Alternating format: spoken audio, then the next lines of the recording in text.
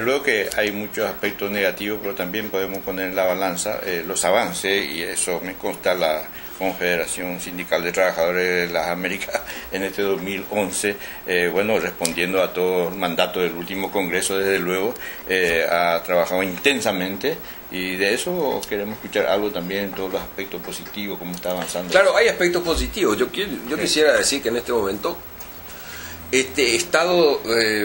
voy a continuar con lo negativo para después ir a lo positivo. Correcto. Por lo menos en nuestro continente. Así es. Vamos a mirar a Europa. En Europa lo que están haciendo estos gobiernos conservadores, y hasta los socialistas se volvieron conservadores en este momento, solamente el ejemplo de España vamos a dar,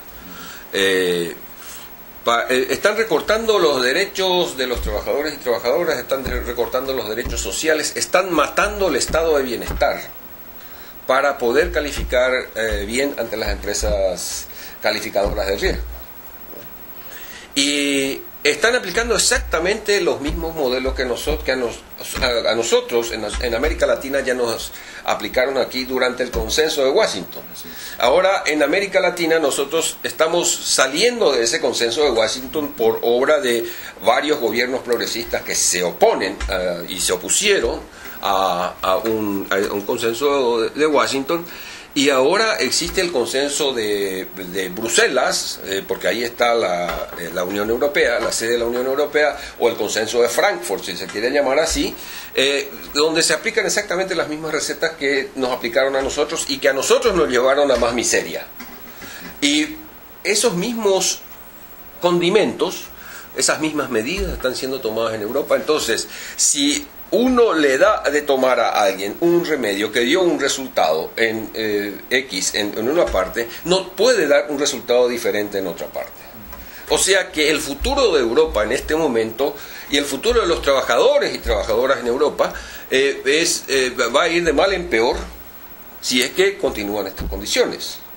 ¿Qué pasa aquí en América Latina? En América Latina nosotros tenemos que varios países, con esta crisis económica y financiera, varios países siguieron creciendo en su economía, especialmente aquellos que dependían poco de la economía de Estados Unidos. Por ejemplo, el Brasil, Argentina, Uruguay, Chile y hasta el propio Paraguay tuvieron economías creciendo. En Centroamérica y el Caribe y México, aquellos países cuyas economías dependían más de Estados Unidos, porque la crisis se inició en Estados Unidos, fueron estos años económicamente mal para esos países y por supuesto para los trabajadores y trabajadoras. Pero dentro de esta América del Sur hay algunos países que tuvieron crecimientos con inclusión social, donde a los trabajadores y trabajadoras se les reconoció su derecho. Bajo el gobierno de Lula se les reconoció el derecho a los trabajadores y trabajadoras. Bajo el gobierno del Frente Amplio se reconoció en Uruguay los derechos de los trabajadores y trabajadoras. Bajo el gobierno de Kirchner se recuperó la economía porque se hizo exactamente al revés de lo que Menem y de la Rúa venían haciendo. Y se llegó a un modelo de inclusión social. ¿Y qué nos demostró esa inclusión social? Y nos demostró algo muy importante. Los neoliberales siempre dicen que es el crecimiento el que produce el empleo. Y eso está demostrado que aquí es mentira. O sea, es mentira y fue mentira siempre. Nosotros estamos redescubriendo algo que ya Keynes había dicho en la década del 30, que no es el crecimiento el que produce empleo, sino que es el empleo el que produce crecimiento. El empleo, dándole empleo a la gente, esa gente tiene un salario, esa gente se le da sus derechos, esa gente tiene más poder adquisitivo y esa gente gasta. Y eso fue lo que pasó en Brasil, en Argentina, en Uruguay. Y vieron ustedes cómo están esas economías. Están cambiando. Claro, Están cambiando. Aquí en Paraguay, nosotros hemos tenido el año pasado un crecimiento del 15%. Pero lo que se da es un crecimiento sin inclusión. O sea, ¿dónde está concentrado dónde está concentrado el beneficio, ese crecimiento? Está concentrado en 3 sectores. El sector sojero, que no paga impuestos, Claro. y gana miles de millones. Y ahí hay transnacionales en juego. El sector ganadero tampoco paga impuestos. Así es. Y el sector financiero. Ahí está ese 15%, ahí está concentrado ese 15% de crecimiento. Y como no se cobra impuestos a los ricos en este país. Esta es una realidad. El otro día, los pocos países que no pagan impuestos. En víspera de Navidad estuvo en mi casa un alemán y me dijo, este es un país pobre. Y sí le dije, y me preguntó por qué. Y le dije, porque aquí los ricos no pagan impuestos. Aquí los ricos no pagan impuestos. Y en realidad en muchos países no pagan impuestos los ricos. En Panamá tampoco. En los países más atrasados, como en Honduras, en Guatemala tampoco. Tuve una situación muy cómica hace un poco de tiempo, cuando me fui a un evento en Guatemala y ahí nos reunimos con los candidatos presidenciales.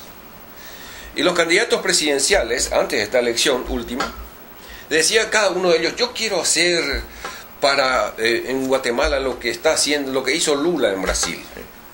Esos programas sociales para sacar a la gente de la pobreza. Yo quiero hacer lo que está haciendo Dilma ahora en Brasil. Lo que nunca nadie dijo es de dónde iba a sacar el dinero para hacer esos programas para sacar a la gente de la pobreza. Así es. ¿Y de dónde sacar esos dinero? Cobrándole impuestos a los ricos. En Brasil, la presión tributaria es de casi el 40%. De ahí se saca el dinero. En Argentina también está la presión tributaria muy fuerte. Aquí nosotros tenemos una presión tributaria del 15% solamente. Y encima, una presión tributaria que va más a los pobres que hacia los ricos. Entonces, ¿cómo? Y hace más pobres a los pobres. Entonces, ¿cómo vamos a sacar a la gente de la pobreza si nosotros no redistribuimos la renta? Ese es uno de los problemas principales. Yo creo que este puede ser el siglo de América del Sur, o el siglo de Latinoamérica si se quiere, o el siglo de las Américas si se quiere, si es que nosotros hacemos una política, cada gobierno hace una política de crecimiento con inclusión social. Es decir, crecer económicamente, pero a la vez ir sacándole a la gente de la pobreza.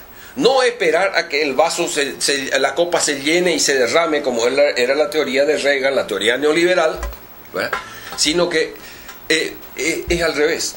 ¿Por qué Brasil creció espectacularmente en estos últimos años? Porque lo primero que hizo es aumentar el salario de sus trabajadores. Y al aumentar el salario de sus trabajadores, trabajador que gana más, trabajador que gasta más. Bueno, eso fortalece enormemente la economía brasileña. Ahora me van a decir, para los países pequeños me van a decir, sí, pero eso es Brasil, es un país grande, es una potencia, va a ser la 4ª potencia económica mundial. No, pero tomemos Uruguay, que es un país pequeño, que es más parecido al nuestro. Cuando en el año 2005, bajo una crisis económica, el gobierno del Frente Amplio tomó el poder, podía haberse dado esa situación que decía, estamos en crisis, no podemos dar aumento salarial, no podemos dar reajuste salarial. El gobierno de Tabaré Vázquez hizo todo lo contrario. Crisis, pero llamó a las paritarias para negociar los salarios, llamó a negociación de contrato colectivo. El déficit del salario, cuando ellos tomaron el poder, el déficit del salario en relación a la inflación en Uruguay era del 25%. Cuando Tabaré Vázquez dejó el gobierno, había un superávit en el poder adquisitivo del salario de más del 20%. Los uruguayos ganaban mucho más. ¿Por qué? Porque hasta las empleadas domésticas. ¿Y por qué digo hasta las empleadas domésticas?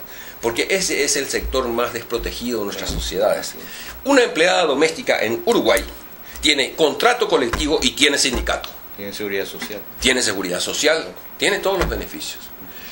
Ahora, eso le fundió, esos aumentos salariales le fundieron a la economía uruguaya. Muy por el contrario. Eso creó más fuentes de trabajo, porque trabajador que gana más, trabajador que gasta más.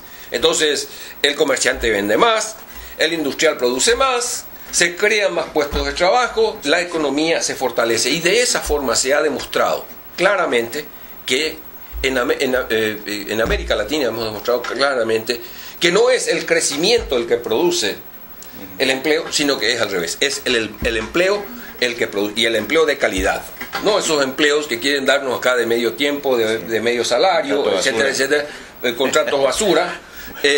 Empleos no remunerados de forma adecuada. No, empleos con todos los derechos. Eso es lo que produce crecimiento trabajo económico. Digno, empleo docente, como se dice. Amigas y amigos de Ecocultura Televisión Comunitaria, con alegría, desde luego, hoy compartiendo con nosotros, con gran audiencia, Víctor Báez Mosqueiras, compatriota, nacionalidad paraguaya. Una gran responsabilidad en el mundo sindical, actualmente secretario general de la Confederación Sindical de Trabajadores de las Américas. Bueno, ahí ya lo estamos observando, escuchando. En fin. También, Víctor, desde luego la Confederación Sindical está preocupada por todo el tema de la integración entre nuestros pueblos. Yo creo que también la CCA está avanzando en esa línea. ¿Qué nos puede comentar? En fin, se habla del Mercosur, una institución mucho más comercial, económico, en fin, la parte social todavía está ausente, cultural también, bueno, en fin.